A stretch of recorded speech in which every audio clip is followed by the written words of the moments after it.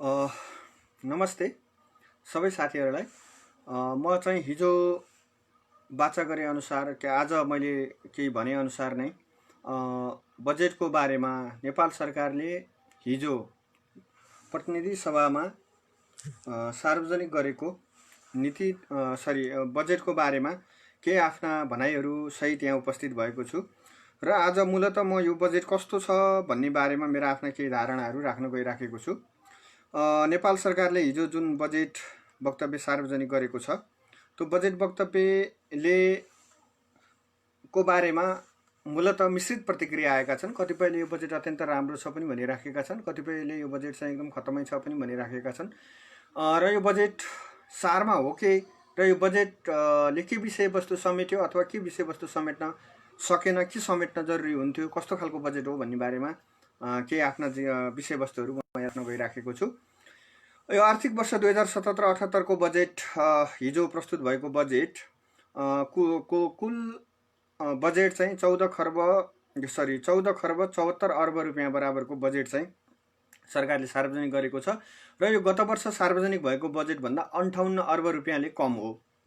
तपाईँ हामी सबैलाई थाहा छ कोभिड-19 को कारणले गर्दाखेरि चाहिँ विश्व अर्थतन्त्र र नेपालको अर्थतन्त्र एउटा खालको सङ्कटबाट गुज्रिराखेको छ र त्यो सङ्कट समाधान नहुने बेलासम्म चाहिँ अर्थतन्त्रको आकार यो हुन्छ भन्ने कुरा चाहिँ समस्या हुन्थ्यो होला। अब यो बजेट चाहिँ आर्थिक वर्ष 2077-78 को आर्थिक वर्षको यो बजेटमा सरकारले हिजो प्रस्तुत गरेको बजेटमा 14 खर्ब 74 अर्ब रुपियाँ चाहिँ कुल आकारको बजेट प्रस्तुत गरेको छ। मैले अघि पनि भने यो 58 अर्ब गत वर्षको भन्दा कम रकममा यो बजेट चाहिँ गरेको छ। अब यो बजेटको स्रोत व्यवस्थापनको सन्दर्भमा चाहिँ सरकारले के गरेको छ भन्दाखेरि चाहिँ 8 खर्ब 79 अर्ब 62 करोड रुपियाँ राजस्वबाट उठाउने लक्ष्य लिएको छ, जुन चाहिँ कुल बजेटको 61% हो। वैदेशिक ऋणबाट चाहिँ 2 खर्ब 79 अर्ब 50 करोड रुपियाँ चाहिँ आउने वैदेशिक ऋण लिने अनुमान सरकारले अपेक्षा गरेको छ, जुन 20% हो कुल बजेटको भने।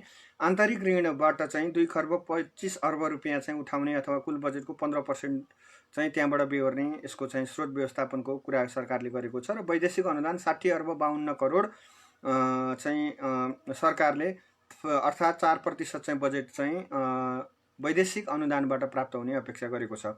अब खर्चतर्फ चाहिँ सरकारले चालु खर्च अर्थात् प्रशासनिक खर्च भनौँ हामी चलन चल्तीको भाषामा भन्दाखेरि प्रशासन चलाउन देश चलाउन चाहिने खर्च चाहिँ 9 खर्ब 48 अर्ब 94 करोड अर्थात् हामीले उठाउने राजस्व 8 खर्ब 59 अर्ब 62 करोड उठाउँछौँ भन्ने अपेक्षा गरेका छौँ। तर हाम्रो प्रशासनिक खर्च चाहिँ हामीले देशभरिबाट उठाउने राजस्व भन्दा धेरै 9 खर्ब 48 अर्ब 94 करोड झन्नै 1 खर्ब भन्दा पनि बेसी चाहिँ हाम्रो राजस्वले हाम्रो चाहिँ चालु खर्च नधान्ने स्थितिको बजेट हामीले बनाउनु पर्ने स्थिति बनेको देखिन्छ। अर्को पुँजीगत खर्च भनेको साधारण चलन चल्तीको भाषामा भन्दाखेरि विकास गर्ने पैसा चाहिँ यो 14 खर्ब 74 अर्बको बजेटमा चाहिँ जम्मा 3 खर्ब रुपियाँ चाहिँ विकास बजेट 3 खर्ब 52 अर्ब 91 करोड चाहिँ विकास बजेटको रूपमा विनियोजन भएको छ भने यो विनियोजित बजेट चाहिँ कुल बजेटको जम्मा 29.9% हो भने वित्तीय व्यवस्थापन भनेको हाम्रो सरकारले आन्तरिक र बाह्य रूपमा लिएको ऋण तिर्नको निम्ति चाहिँ सरकारले 1 खर्ब 72 अर्ब 79 करोड रुपियाँ चाहिँ विनियोजन गरेको छ। र मोटामोटी सरकारको कुल बजेटको चाहिँ स्रोतको व्यवस्थापन र बजेट कहाँ कहाँ खर्च हुन्छ भन्ने मूल चरित्र यो रहेको छ भने अर्को तहगत खर्चमा चाहिँ सरकारले प्रदेश सरकार र स्थानीय सरकारको चाहिँ निशर्त जाने अनुदान चाहिँ घटाएको छैन, सशर्त जाने अनुदान अलिकति बढाएको देखिन्छ। त्यसमा चाहिँ केन्द्रीय सरकारले दायित्व वहन गरेर पछि पठाउने पैसालाई चाहिँ अगाडि नै पठाएको जस्तो भएको कारणले गर्दाखेरि चाहिँ निशर्त अनुदान चाहिँ स्थानीय तहमा केही बढेको देखिन्छ। र यसमा चाहिँ प्रदेश सरकारहरूले 79 अर्ब 87 करोड अथवा 7% कुल बजेटको चाहिँ अनुदान पाउने देखिन्छ भने स्थानीय सरकारहरूले निशर्त र सशर्त गरेर 2 खर्ब 62 अर्ब 75 करोड अर्थात् 18% बजेटको चाहिँ सशर्त र निशर्त अनुदान पाउने स्थिति देखिन्छ। अब क्षेत्रगत रूपमा बजेटको विनियोजनको आकार प्रकार हेर्दाखेरि चाहिँ यो सामान्य प्रशासनतर्फ नै बजेटको चाहिँ 34% रकम अर्थात् 4 खर्ब 94 अर्ब 34 करोड चाहिँ खर्च देखिन्छ भने 12% शिक्षामा लगानी गरिएको छ। त्यो भनेको 1 खर्ब 72 अर्ब 19 करोड हो भने सडक पूर्वाधारतर्फ 1 खर्ब 62 अर्ब 40 करोड रुपियाँ अर्थात् कुल बजेटको यो 11% चाहिँ खर्च यहाँ देखिन्छ। आर्थिक मामिलामा चाहिँ 1 खर्ब 35 अर्ब 91 अर्ब अर्थात् 9% र स्वास्थ्यमा चाहिँ 1 खर्ब 15 अर्ब 6 करोड रुपियाँ खर्च भएको छ र यो 8% छ। स्वास्थ्यमा यो वर्ष सरकारले केही बजेट बढाएको पनि छ, विगत वर्षको भन्दा केही बढेको देखिन्छ। अब यो खर्बभन्दा कम बजेट पाउने क्षेत्र चाहिँ कृषि तथा वन, कृषि र वन दुवै गरेर चाहिँ 90 अर्ब 67 करोड 6% को हाराहारीमा। सामाजिक सुरक्षा भनेको यो वृद्ध भत्ता, एकल महिला भत्ता आदि इत्यादिदेखि सबै चिजहरूमा गर्दाखेरि चाहिँ र यो अहिले चाहिँ यो वर्ष थपिएको एउटा नयाँ कार्यक्रम छ। सरकारी माध्यमिक विद्यालयहरूमा चाहिँ 5 कक्षासम्म पढ्ने विद्यार्थीहरूको लागि देशभरि पहिला 43 जिल्लामा यो कार्यक्रम थियो, अहिले देशभरि नै यो कार्यक्रम लागू गर्नको निम्ति चाहिँ यो कार्यक्रम लगायत अन्य कार्यक्रम सामाजिक सुरक्षाका सबै कार्यक्रमको लागि चाहिँ 86 अर्ब 18 करोड अथवा 6% छ भने रक्षा मन्त्रालय अन्तर्गत 49 अर्ब 22 करोड छ 3%, खानेपानीतिर 2.5% 42 अर्ब 5 करोड, आवासतिर 49 अर्ब 80 करोड, रोजगारीमा 11 अर्ब 60 करोड र चाहिँ सामाजिक सुरक्षाको मैले अघि पनि भने 86 अर्ब 18 करोड अर्थात् 6%। गत वर्ष चाहिँ हामी 3.8% को वरिपरि सामाजिक सुरक्षामा हाम्रो कुल बजेटको खर्च थियो भने यो वर्ष चाहिँ करिब 6% को हाराहारीमा चाहिँ पुग्न खर्च बढेको छ। शान्ति सुरक्षातिर 3% कुल बजेटको 47 अर्ब 82 करोड छ भने न्यायमा 8 अर्ब 45 करोड 0.5%, वातावरण संरक्षणमा 11 अर्ब 66 करोड अर्थात् 0.5% कै वरिपरिको चाहिँ यो खर्चको देखिन्छ। अब यो समग्र खर्च विनियोजनको सन्दर्भमा यो पालि सरकारले ल्याएका केही नयाँ कार्यक्रमहरूको बारेमा सकारात्मक यो बजेटको सकारात्मक पाटोको बारेमा म चर्चा सुरु गर्न चाहन्छु। सकारात्मक पाटो के हो भने यो बजेटले विगत वर्षको भन्दा पनि कम आकारको बजेट बनाएको छ। यो विवेकपूर्णै बजेटको साइज हेर्दाखेरि चाहिँ यो विवेकपूर्णै निर्णय जस्तो देखिन्छ, त्यति धेरै समस्या त देखिन्न। तर पनि यति यो 14 खर्ब रुपियाँ चाहिँ बजेटको स्रोत व्यवस्थापन हुँदैन भन्ने चाहिँ म निश्चयका साथ भन्न सक्छु र यो पछि सायद अर्धवार्षिक समीक्षामा सरकारले यो कुरा सच्याउला पनि। म अहिले नेगेटिभ पाटोको बारेमा अलि पछि आउँछु, पहिला सकारात्मक पाटोकै कुरा गरौँ। यो बजेटको सकारात्मक पाटो भनेको यसले राहत प्याकेजलाई केही लिएर आएको छ, जसमा कर छुट र ब्याज दर कम गर्ने दुईटा माध्यमबाट चाहिँ उद्योगी व्यवसायीहरूलाई राहत दिनको निम्ति केही प्रयत्नहरू गरेको छ। जस्तो ब्याज दरमा चाहिँ यो कोरोना प्रभावित क्षेत्रका उद्योगी व्यवसायीहरूलाई 5% ब्याजमा चाहिँ ऋण प्रदान गर्नको निम्ति एउटा कोष गठन गरेको छ र त्यहाँ मार्फत चाहिँ केही रकम उपलब्ध गराउँछ। अर्को कर छुट चाहिँ त्यति धेरै प्रभावकारी छैन। अब यो के कति दिने कति पर्सेन्ट दिने भन्नेमा पनि अलिकति चाहिँ समस्या देख्छु सरकारको। कर छुटमा सरकारले के गरेको छ भन्दाखेरि चाहिँ साना 25 लाख 20 लाखसम्म वार्षिक कारोबार गर्ने व्यापारी अथवा उद्योगी व्यवसायीहरूलाई चाहिँ 50% भनेको छ। त्यो भनेको अत्यन्त सानो सङ्ख्या हुन्छ। सामान्य अब 50 लाखसम्म कारोबार गर्नेहरूको निम्ति चाहिँ 50% छुट भनेको छ। अब यो ठ्याक्कै अङ्कमा भन्नुपर्दा कुनै व्यवसायीले 50 लाख बराबरको कारोबार गरेछ भने त्यसले सामान्यतया आयकर 5,000 जति तिर्नुपर्ने हुन्छ। त्यसमा चाहिँ 50% छुट भनेको चाहिँ 2500 जति रुपियाँ चाहिँ उसले यो आर्थिक वर्षको यो नीतिबाट एउटा चाहिँ 50 लाखसम्म कारोबार गर्ने व्यवसायीले 2500 रुपियाँसम्म चाहिँ कर छुट पाउन सक्ने स्थिति देखिन्छ। अब यो एजबे हिसाबले हेर्दाखेरि चाहिँ कोरोनाको कर र यसले निम्ताएको सङ्कटका हिसाबले हेर्दा यो कम रकम हो, तर पनि अब यो सकारात्मकै छ। र यो ब्याज दर कमको विषय यहाँ छ भने अर्को तलब चाहिँ बाँड्न नसकेका चाहिँ गैर सरकारी औद्योगिक प्रतिष्ठानहरूले यदि सरकारबाट चाहिँ केही पैसा लिएर कर तिर्छन् अथवा तलब बाँड्छन् भनेदेखि त्यस्तोमा चाहिँ केही सहुलियत दिने खालको व्यवस्थापन पनि गरेको छ। यसलाई सकारात्मकै मान्नुपर्छ।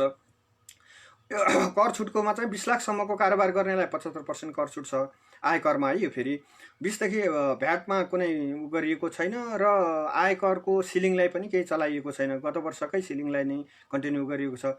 20 देखि 50 लाखसम्म कारोबार गर्नेलाई 50% आयकरमा छुट दिने र 50 लाखदेखि 1 करोडसम्म गर्नेलाई 25% दिने र यो लघु उद्यम महिला उद्यम आदि इत्यादिहरूले गर्नेहरूमा चाहिँ करको मात्रालाई अत्यन्त सानो सङ्ख्यामा झारिएको छ।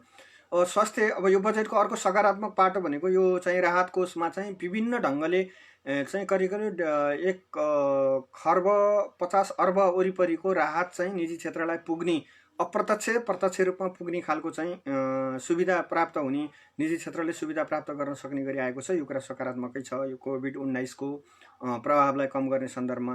अर्को स्वास्थ्य पूर्वाधार विकासको सन्दर्भमा चाहिँ यो सरकारले अहिलेको बजेटमा अलिकति रकम बढाएको छ, त्यो सकारात्मक छ। रकम बढाउने कुरा सकारात्मक छ, तर जति स्वास्थ्यमा गर्नुपर्ने थियो लगानी त्यो अनुपातमा चाहिँ यो बजेट फेरि अलिकति कम छ। यसको बारेमा म अलि पछि चर्चा गर्नेछु। यसमा चाहिँ के छ भने अहिले कम्तीमा केन्द्रमा चाहिँ एउटा अस्पताल निर्माण हुने भयो यो सरुवा रोग सम्बन्धी 350 बेड वरिपरिको भने प्रदेश सरकारहरूमा 50-50 बेडको चाहिँ अस्पताल निर्माण गर्ने कुरा गरेको छ। यो 15 सयदेखि 25 सयको स्थानीय सरकारले अस्पताल सामान्य अस्पताल निर्माण गर्ने भने अघिल्लो आर्थिक वर्षमा यो कार्यक्रम थियो। अहिले पनि यो कार्यक्रमको निरन्तरता मात्रै छ। अब यसले अलि सृजना गर्न पर्ने चाहिँ रोजगारी हो।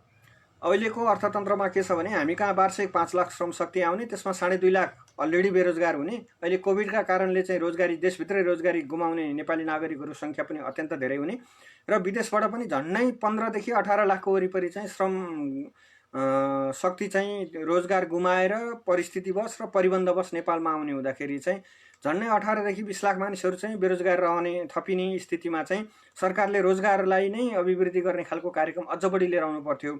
अब यसमा चाहिँ करिब 7 लाख जति रोजगारी सिर्जना गर्न पहल गर्ने गरेर चाहिँ यो सरकारले अगाडि लिएर आएको छ। यो 7 लाख रोजगारी सिर्जनाको सन्दर्भमा पनि सरकारले केही अपेक्षा गरेको छ। यो बजेटमा चाहिँ यसमा चाहिँ के गरेको छ अपेक्षा भन्दाखेरि चाहिँ 55 देखि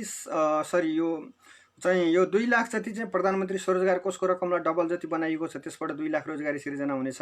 40,000 लघुवित्त मार्फत चाहिँ रोजगारी सिर्जना हुनेछ।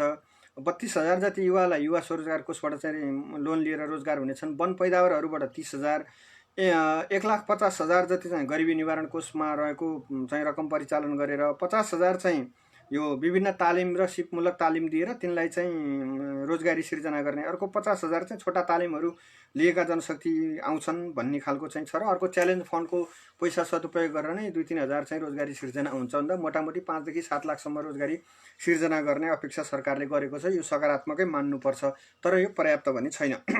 अर्को संसद विकास कोषको यो चाहिँ यो मैले अघि पनि भने निजी क्षेत्रको चाहिँ लाई करिब चाहिँ 1.5 अर्ब जतिको चाहिँ प्रत्यक्ष अप्रत्यक्ष रूपमा चाहिँ यो राहतको एउटा खालको प्याकेज आएको छ। अर्को संसद विकास कोषको चाहिँ पैसा 2 करोड जति घट्यो, यो अहिले खारेज गर्दा पनि हुन्थ्यो भन्ने चाहिँ धेरै मानिसहरूको कुराकानी छ। तर सरकारले त्यसलाई चाहिँ 2 करोड जति मात्र 6 करोडको सट्टा 4 करोडमा झारेको छ।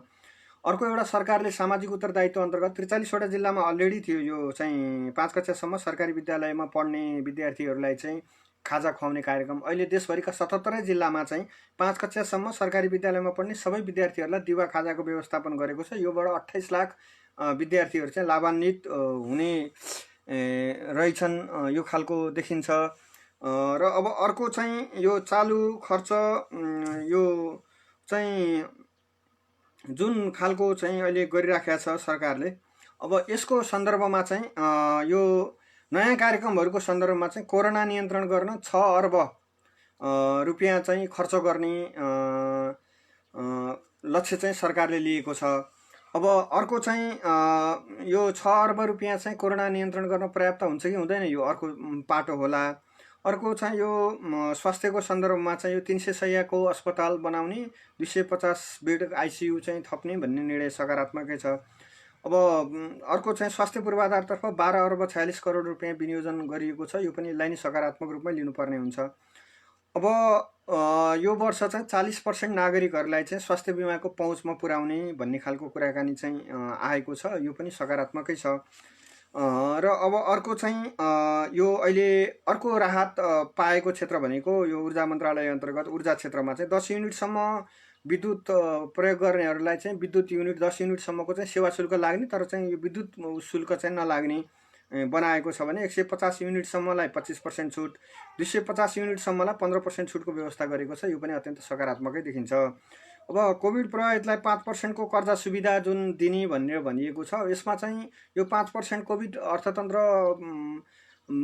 कोभिडले अर्थतन्त्रमा पारेका प्रभावी उद्योगी व्यवसायहरूलाई 5%मा सुविधा दिने कार्यक्रमलाई कति प्रभावकारी बनाउँछ भन्ने कुरा हेर्दा यसलाई प्रभावकारी बनाउन सक्यो भने यो पनि राम्रो देखिन्छ। अब अर्को चाहिँ यो कृषिमा अलि बढी फोकस भएर रोजगारी सिर्जना गर्नेतिर लाग्छ होला यो सरकार भन्ने धेरैको अपेक्षा थियो।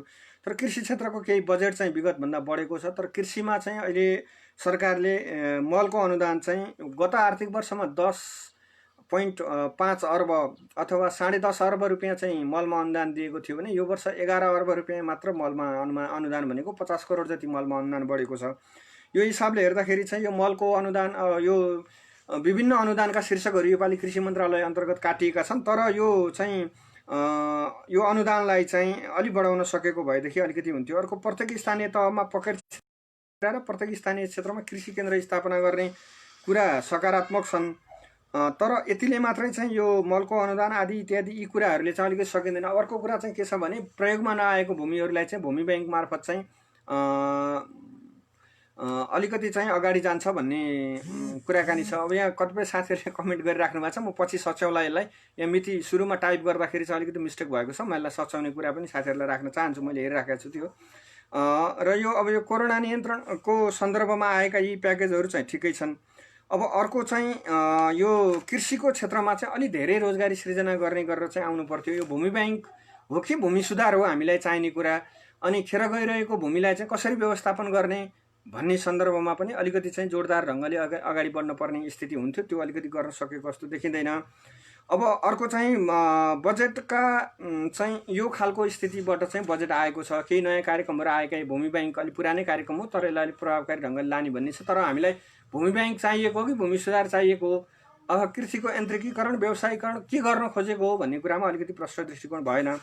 अब अर्को कुरा, यो सरकारको अहिलेको चुनौती भनेको के छ भने स्रोत व्यवस्थापनकै चुनौती अहिलेको सबैभन्दा ठुलो चुनौती हो सरकारको लागि।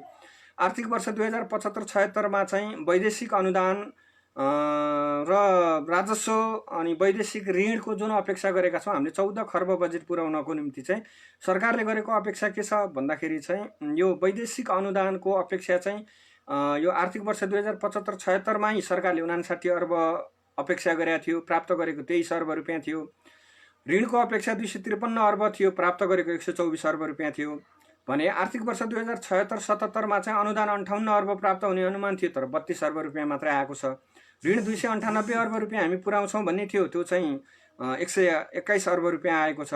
आर्थिक वर्ष 77-78को बजेट अहिले जुन नयाँ बजेट छ, नयाँ बजेटमा यसो सरसर्ती हेर्दौँ हामी यसमा के अपेक्षा गरिएको छ भन्दाखेरि चाहिँ अनुदानको अपेक्षा चाहिँ 60 अर्ब 52 करोड रुपियाँ चाहिँ वैदेशिक अनुदानको अपेक्षा गरिएको छ र ऋणको अपेक्षा चाहिँ 2 खर्ब 79 अर्ब 50 करोडको अपेक्षा गरिएको छ। अब यसलाई यसो तथ्याङ्कमा 3 वर्षको हेरौँ यो प्राप्त हुन्छ कि हुँदैन भन्ने कुरा आफै छर्लङ्ग देखिन्छ। आर्थिक वर्ष 75-76मा 23 अर्ब रुपियाँ सरकारले वैदेशिक अनुदानको आश गरेका थियो।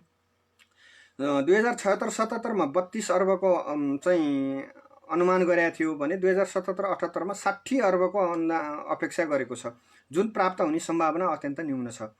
अब अर्को चाहिँ वैदेशिक ऋणको सन्दर्भमा हेर्दाखेरि 2075-76मा 124 अर्ब रुपियाँको अपेक्षा गरेका थियो, त्यो पनि प्राप्त भएन हामीलाई। 2076-77मा 121 अर्ब अनुमानित थियो, अब त्यो पनि आउने स्थिति अहिले देखिँदैन भने 2077-78मा 2 खर्ब 79 अर्ब 50 करोडको अपेक्षा गरिएको छ। यो पनि सम्भवतः चाहिँ ठोकुवाकै साथ भन्न सकिन्छ, सम्भवतः होइन ठोकुवाकै साथ भन्न सकिन्छ, यो प्राप्त हुने स्थिति छैन। अर्को राजस्वको सन्दर्भमा आर्थिक वर्ष 75-76मा चाहिँ अपेक्षा कति गरिएको थियो भन्दाखेरि चाहिँ 7 खर्ब 30 अर्ब 55 करोड थियो, हामीले 7 अर्ब 28 अर्ब चाहिँ उठ्यो, झन्डै 2 अर्ब रुपियाँ त्यही बेला उठेन। आर्थिक वर्ष 76-77मा चाहिँ 9 खर्ब 45 अर्ब 55 करोड अर्थात् चाहिँ राजस्व हामीले यो चालु आर्थिक वर्षमा चाहिँ अनुमान गरिएको थियो, तर चाहिँ त्यसको 74.4% प्राप्त हुन्छ भन्ने हिजो सरकारले बजेट वक्तव्यमा भनेको छ।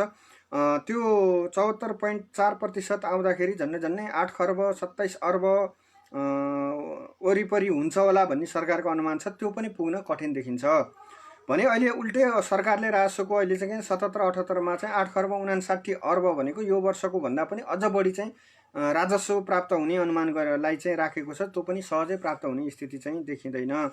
यो हिसाबले हेर्दाखेरि चाहिँ स्रोत व्यवस्थापनको चुनौती चाहिँ अर्को सबैभन्दा महत्त्वपूर्ण चाहिँ यो बजेटको एउटा चुनौतीको रूपमा रहेको छ। अब अर्को चाहिँ यो बजेटको चाहिँ अर्को चुनौती भनेको के हो भन्दाखेरि यो स्रोत व्यवस्थापनै नहुने हुँदाखेरि चाहिँ मध्यावधि समीक्षा गरेर यो बजेट रिफर्म गर्न पर्ने हुन्छ होला सम्भवतः जस्तो लाग्छ मलाई। किनभने अब यो जेठमै कोरोना अन्त्य भयो, असारदेखि सहज आर्थिक क्रियाकलाप हुँदै गयो भनेदेखि चाहिँ पनि यो लक्ष्य भेट्न मुस्किलै देखिन्छ। अब अलिकति कोरोना सङ्क्रमण बढ्दै गयो भने हामीलाई यो सरकारी लक्ष्यहरू प्राप्त गर्नको निम्ति चाहिँ स्रोत व्यवस्थापनको एउटा चुनौती यो बजेटमा देखिन्छ। अब अर्को कुरा चाहिँ यो बजेटको चाहिँ असफल पक्ष चाहिँ के छ त भन्दाखेरि चाहिँ यो बजेटको कमजोर भनेको यो बजेट चाहिँ समाजवादी हो कि यो नवउदारवादी नै हो कि अथवा यो कस्तो बजेट हो भन्ने विषयमा अलिकति कुराकानी राख्न चाहन्छु। सारभूत रूपमा यो बजेट चाहिँ समाजवाद उन्मुख बजेट होइन भन्ने मेरो निष्कर्ष छ। जस्तो कि हाम्रो अहिले बजेटमा के भनिएको छ भन्दाखेरि चाहिँ बजेटको अहिलेको बजेटका कमजोरी उद्देश्य केन्द्रित छैन। कोभिड-19लाई नियन्त्रण गर्ने, कोभिड-19 पछाडिको अर्थतन्त्रलाई कसरी लाने भन्ने सन्दर्भमा चाहिँ केही नीतिगत परिवर्तनहरू गर्ने जुन अवसर थियो त्यो अवसरलाई पनि यो खालले चाहिँ कमजोर चाहिँ छ। अर्को राहत प्याकेजको जुन सरकारले घोषणा गरेको छ यो राहत प्याकेज आफैमा अब हाम्रो अर्थतन्त्रको आकारले हेर्दाखेरि त ठिकै देखिन्छ, तर इन टोटल अहिलेको आवश्यकताको हिसाबले हेर्दाखेरि चाहिँ यो कमजोर राहत प्याकेज हो। अर्को अस्थायी यो सरकारले रोजगारी अभिवृद्धि गर्ने 7 लाख जति त भनेको छ, तर रोजगारी केबाट वृद्धि हुन्छ? जस्तो अघिल्लोचोटि प्रधानमन्त्री स्वरोजगार कार्यक्रम धेरै आलोचित भयो, झार टिप्यादेखि मकै गोडासम्मका कुराहरूले गर्दा आलोचित भयो भने अहिले सरकारले थायी रोजगारीको निम्ति औद्योगिकरणमा जान पर्थ्यो, त्यो कुरामा चाहिँ यो बजेट गएको देखिँदैन। अब अर्को कुरा चाहिँ कृषिमा के भयो त भन्दाखेरि चाहिँ कृषिमा हामीले फर्महरू विकास गर्न पर्थ्यो। वैदेशिक रोजगारीमा आएका मानिसहरूलाई चाहिँ भूमि सुधार मार्फत अथवा बाँझो रहेको जमिन सरकारले अहिले आफैले लिजमा लिएर अथवा चाहिँ नागरिकहरूलाई लिज प्रदान गरेर अहिले चाहिँ एउटा खालको चाहिँ कृषि फर्महरूलाई विकास गर्न पर्थ्यो। कृषि फर्म विकास गर्ने कुरालाई चाहिँ अलि जोड दिनु पर्थ्यो, तर यो खालको चाहिँ नगरेको हुनाले चाहिँ अहिलेको समस्या चाहिँ के आइदियो भन्दाखेरि चाहिँ यो अहिलेको बजेटले कृषिमा चाहिँ के हुने देखियो भन्दाखेरि चाहिँ न यन्त्रिकीकरण हुने भयो, न सामूहिक उत्पादन हुने भयो, न चाहिँ इन्टरप्राइजेस र कृषि फर्महरूको विकास हुने खालको नीति आएन। अब कृषिमा इन्ट्रेस्टिङ के छ भने 50 करोड जति मलमा अनुदान बढाएको छ, 11 अर्ब जति पुर्याउँदाखेरि। अब अर्को कुरा चाहिँ के गरिएको छ भन्दाखेरि चाहिँ कृषकहरूले पाउने चाहिँ यो बाली बिमाको सुविधालाई फेरि चाहिँ झारिएको छ, घटाइएको छ।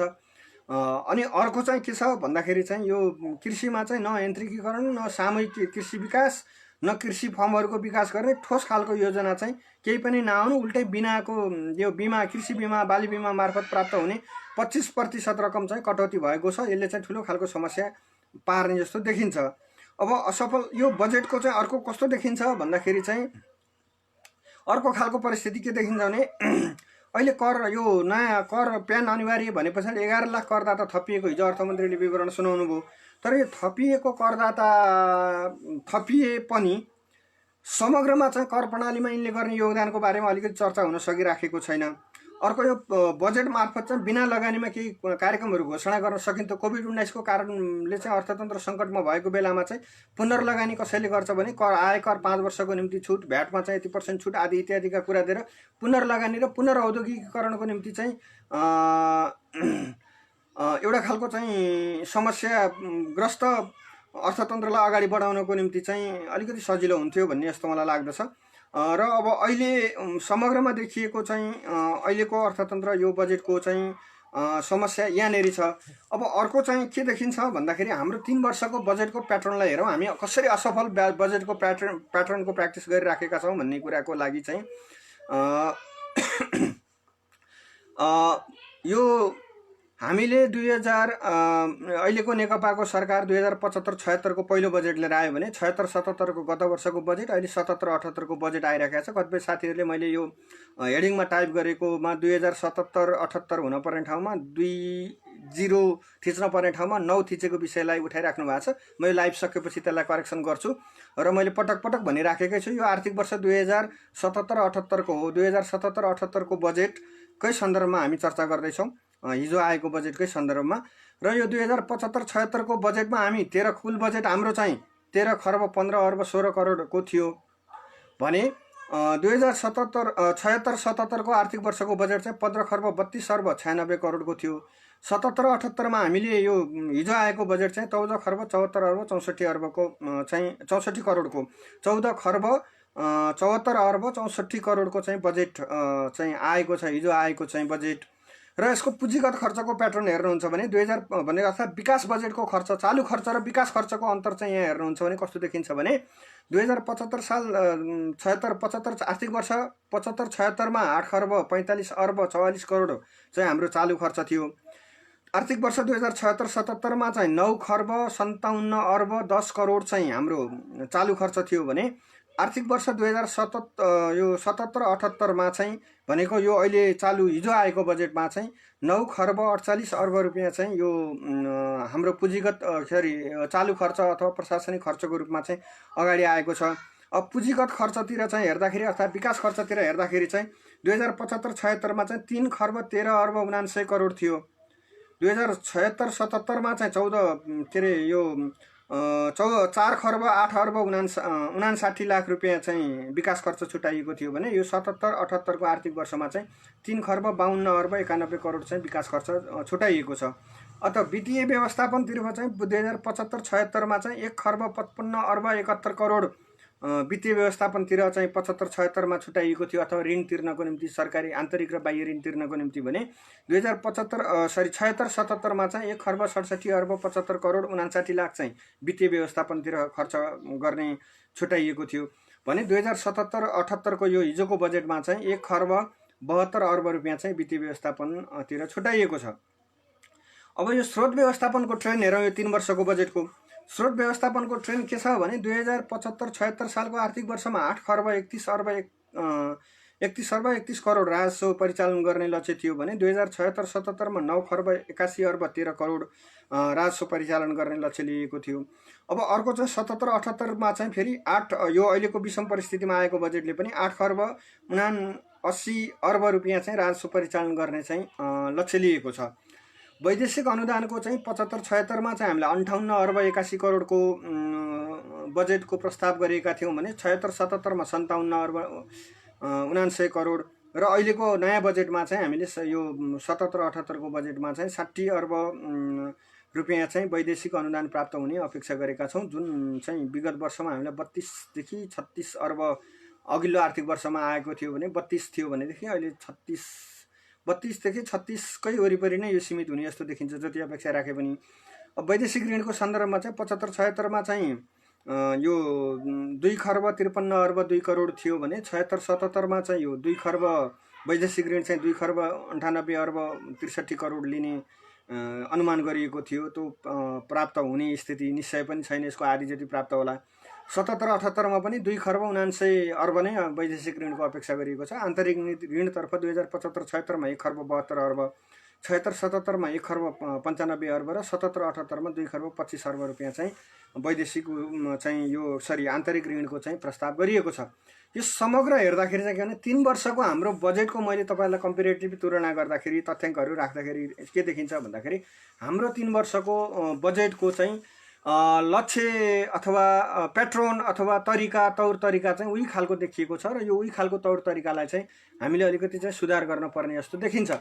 अब अर्को कुरा चाहिँ के छ भनेदेखि चाहिँ हामीले नेपाल कम्युनिस्ट पार्टी नेकपाको यो 3 वर्षको बजेट हेर्दाखेरि हामीले हाम्रो चुनावी प्रतिबद्धता अनुसारको लक्ष्य प्राप्त गर्न सक्ने स्थिति देखिँदैन। हामीले के भनेका छौँ भने 5 वर्षमा हाम्रो चुनावी प्रतिबद्धतामा म चाहिँ चुनावी प्रतिबद्धताकै केही कुरा राख्न चाहन्छु। हाम्रो चुनावी साझा घोषणापत्रको 18औं नम्बर पेजमा के भनिएको छ भने आगामी 5 वर्षमा पूर्व पश्चिम राजमार्गमा समानान्तर तीव्र गतिका विद्युतीय रेल सञ्चालन गरिनेछ। यसै अवधिमा रसुवागढी काठमाडौँ पोखरा लुम्बिनी विद्युतीय रेलमार्ग निर्माण गरिनेछ। आगामी 5 वर्षमा राजधानी उपत्यका लगायतका आवश्यक ठाउँमा चाहिँ आवश्यक गतिको रेल सञ्चालन गरिनेछ।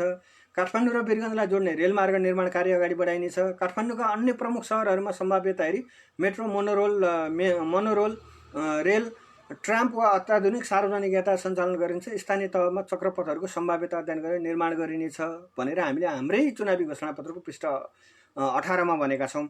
अनि नेपालीहरूको आय स्तर बढाउने सन्दर्भमा के भनेका छौँ भने $1000 चाहिँ 5 वर्षभित्र पुर्याउँछौँ भन्ने हाम्रो चाहिँ लक्ष्य छ।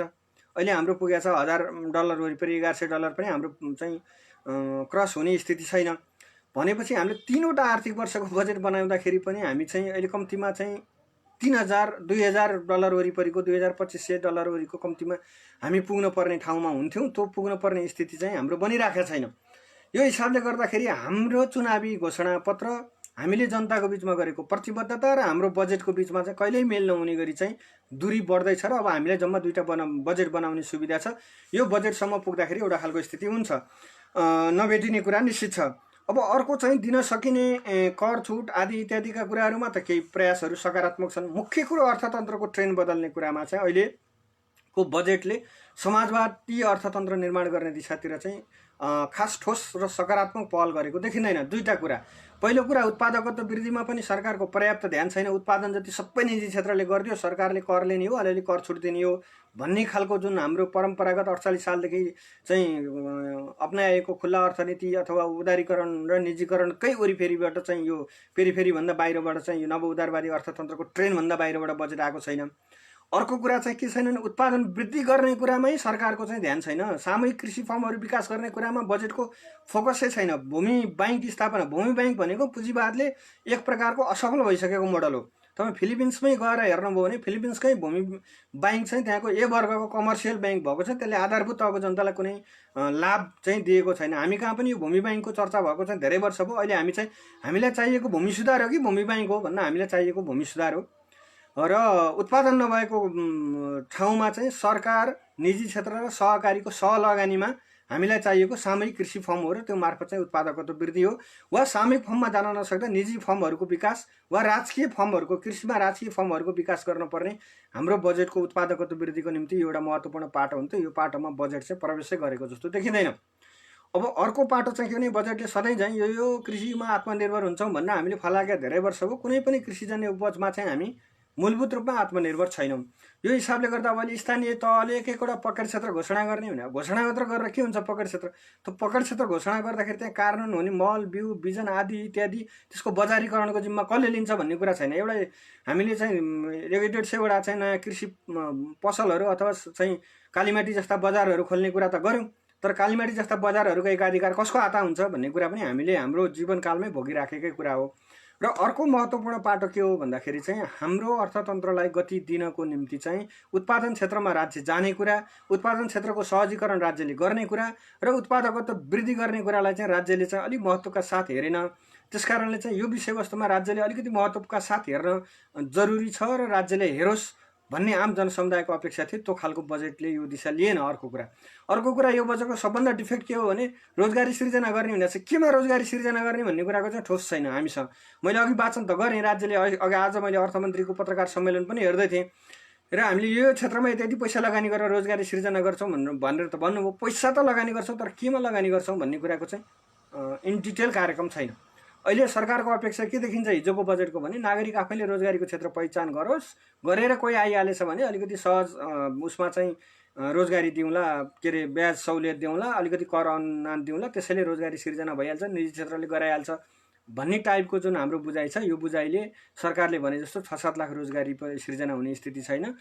मुस्किलले 3-3.5 लाख जति रोजगारीको सिर्जना हुने स्थिति हुँदाखेरि चाहिँ 18 लाख जति बेरोजगारको भिडमा 3 लाख जतिको रोजगारीले 12-15 लाख नयाँ रोजगारहरू वृद्धि हुने कुराले त्यति धेरै लोकप्रियता हासिल हुने स्थिति मैले देखेको छैन। अब अर्को कुरा के भने औद्योगिकरण चाहिँ प्राथमिकतामै छैन। यत्रो बजेटमा रोजगारी सिर्जना गर्ने त औद्योगिक क्षेत्रले हो। कम्तीमा 753वटा स्थानीय निकायहरूमा एक एकवटा स्थानीय युनिटले एक एकवटा चाहिँ रोजगारी युनिटहरू खोल्ने छन् भन्ने कुरा बजेटमा आउन केन्द्र प्रदेश र स्थानीय तहको सहलगानीमा चाहिँ रोजगार अभिवृद्धि गर्ने उद्योगहरू खोल्ने छ भन्ने कुरालाई मात्र ल्याउन सकिएको भए पनि हामी औद्योगिकरणको दिशातिर केही हदसम्म एउटा फड्को हुन सक्थ्यो। बरु एग्रो प्रोसेसिङ इन्डस्ट्रीहरूमै जाऊ भनेर अलिकति चाहिँ गर्न सकिएको भए पनि एउटा खालको परिस्थिति बन्थ्यो। यो दिशातर्फ चाहिँ बजेटले सकारात्मक पहल लिएको छैन।